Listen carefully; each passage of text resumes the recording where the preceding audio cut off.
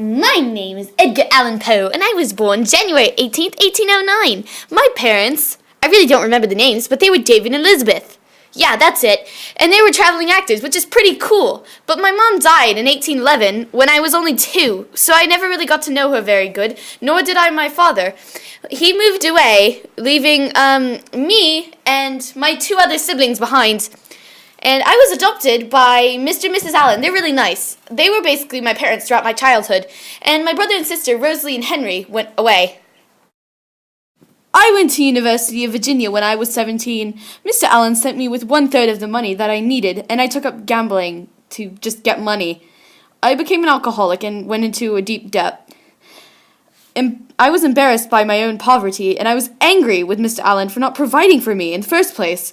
And I returned to my home in Richmond, only to discover that my fiancé had married another man.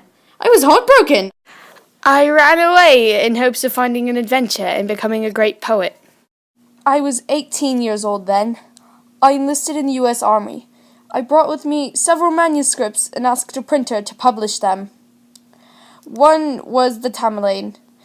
It was about a man who confesses his sins to a priest. I wrote it to express the pain of losing my birth mother and an early love of mine.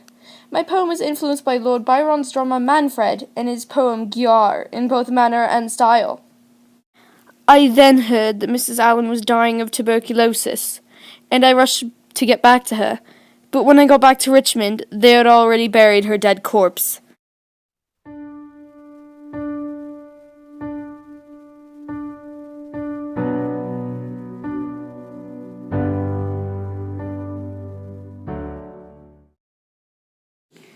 Then, Mr. Allen helped me get appointed to West Point out of pity.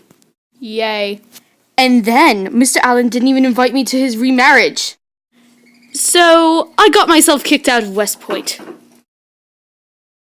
I then looked to stay in Baltimore with family. I got robbed in the night by one of my cousins, but then my Aunt Mary Clem and her daughter Virginia, who was only 13, took me in. I was 27, but I really had an interest in Virginia. Soon after, I sent in a manuscript called Manuscript in a Bottle to a magazine called Saturday Visitor, and I won a contest. Gaining publicity, I soon earned my first job at the Southern Literary Messenger as an editor.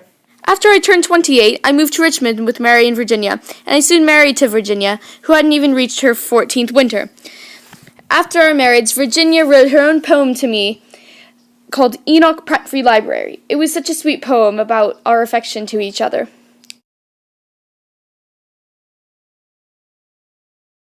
After the Panic of 1837 hit, I quit my job as an editor and moved to New York City to find magazine work. I moved to Philadelphia after the Panic, and I found 2 jobs as an editor and published my own novel, The Narrative of Arthur Gordon Pym. A while after that, I wrote the Tales of the Grotesque and Arabesque, which was 25 of my previously unfinished works and a few published works written together, though I was only paid with 25 free copies of the finished work. After that fiasco, I started a movement towards higher writer wages and international copyright law. Then I wrote The Fall of the House of Usher. It was about a person who I left unnamed who went to a boyhood friend's house, who claimed to be sick and had needed help. When the narrator arrived, the house was in a creepy and dark state, and when he goes inside, he finds his friend estranged mentally. Then they conclude that the friend's sister is dead post-seizure and bury her in a vault below the mansion. Roderick and the narrator pass time by reading a book, but then Madeline, the sister, crazed and apparently alive, attacks her brother and they perish together. As the narrator flees, the house cracks into and sinks into the ground, thus the fall of the House of Usher. Generally, after that, I wrote poems about pain, suffering, death. Did I say suffering? Yes. Then I won a $100 prize for a short poem. While still in poverty, I found happiness in my home with my mother-in-law and wife, but then they contracted tuberculosis and passed away in our house on the same day. Why, oh why did Virginia have to die? I moved back to New York and published The Balloon Hoax. It was a hoax on a balloon crossing the ocean, and New York was completely fooled. After writing The Raven, The Pit and the Pendulum, and many other countless works, I began courting women again. I re-courted an early fiancé and then went to Philadelphia, but I disappeared into Baltimore, and I was found half-conscious in a bar and taken to a hospital, dying later, October 7th, 1849, at the age of 40. My causes for death are unknown, but many conspire that I overdosed on opium, though I won't tell. I like to keep my secrets to myself. I am Edgar Allan Poe, and this was my story.